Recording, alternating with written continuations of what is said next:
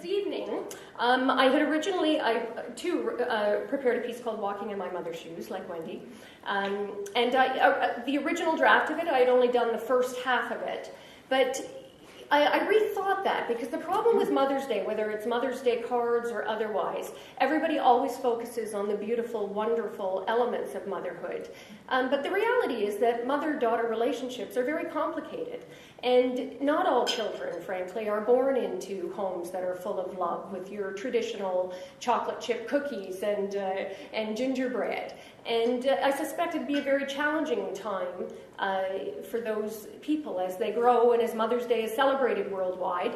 And largely because a lot of us, let's face it, most families have some dysfunctional elements. And when it comes to whether it's Christmas or Mother's Day or these holidays where you're celebrating, people tend to ignore that portion of our lives. So I sort of took the plunge and went on to write the second half of this piece. So I hope you enjoy it. My mother was only 16 when she had me, a baby herself. How could she possibly know what to do with me, with this squalling, demanding, all-consuming bundle? But somehow she did. What did she know of parenting? The 13th of 13 kids, the forgotten child. She hadn't seen much parenting herself, especially as her mother died when she was only 7. How could she hope to know how to parent?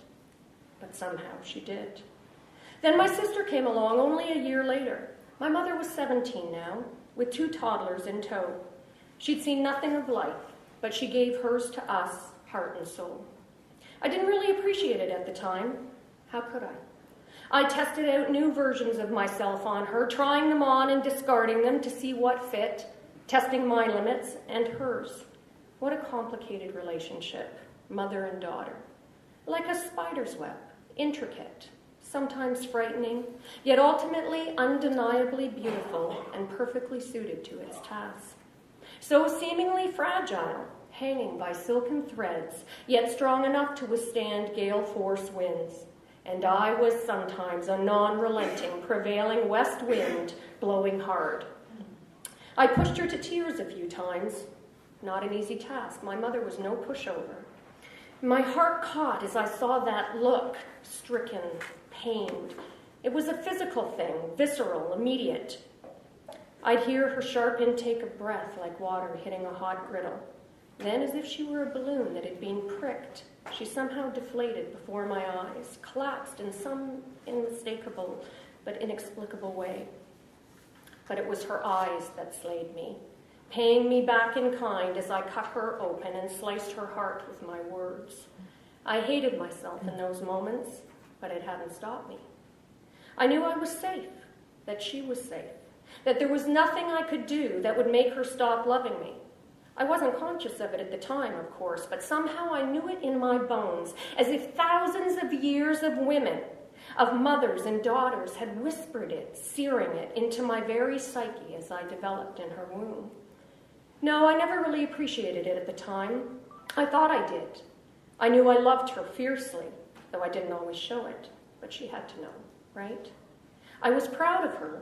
She turned heads wherever she went. Cars beeped. Men ogled and catcalled with their well-intentioned but misguided missives, while my mother studiously ignored them, not even giving so much as a sideways glance as a reward. I smiled a secret smile. That's my mom. Isn't she heart-stoppingly beautiful? She'd never had any formal education herself to speak of. In fact, none of her extended family had ever finished high school, let alone post-secondary. She'd never had any independence to speak of. No girlfriends, no support network. She was kept firmly and immovably under my dad's iron thumb, and yet somehow she raised 2 strong, independent, driven professional women. But then my dad died, suddenly, unexpectedly, and my mother lost her way, and that changed everything. My mother was left to battle her demons on her own, finding short-lived consolation and understanding in drugs and alcohol, as my sister and I scorned her in our fiery indignation and outrage. That is not how a mother is supposed to behave. This is certainly not how our mother is expected to behave. Where did this come from? Where was our safe haven? What about those whispered promises I had absorbed through osmosis as they traveled along the umbilical cord, tying me to my mother and all the mothers before her? Where was our unspoken connection? Where was our mother? And I'm embarrassed to admit that we left her wandering through the dark, alone, afraid, for far too long. Oh yes, we booked her into rehab twice. We preached at her, we threw money at the problem, and were surprised and resentful that it bore no fruit. We offered support, but on our terms, with our limited to non-existent understanding of the problem. It wasn't that we didn't care. We cared very much. But I realized too late that we cared more, perhaps, about ourselves. We cared about the impact on us. I felt like I had lost a part of myself. I was out of balance, not whole. Then one day I came upon a picture of my mother, pregnant with me. My mother was only 16, a baby herself. How could she possibly know what to do with me? And I remembered. A flash flood of memories. My mother lying beside me on the living room floor, pajama-clad, teaching me to read Green Eggs and Ham with infinite patience. Christmas stockings that overflowed until we had to start using pillowcases, even though we barely had money to put on the table some years, to put food on the table. That special gift we couldn't live without, somehow inevitably finding its way to us when she had nothing of her own to speak of. Image after image washed over me. And I looked at my life, at what I had become, what I had accomplished because of her, because of what she made me. And I realized I hadn't lost part of myself. She was a part of me and always would be, as inescapably as the moon is held to the earth. But she had lost part of herself. She had lost her life partner, her teacher, her friend, and confidant. And then, when for the first time ever she needed us to prop her up, her daughters had not been up to the task. And that picture changed everything. Or at least it changed what most needed to be changed at that moment, my perception. I was able to look at my mother and see her again, really see her, as if somehow walking in my mother's shoes.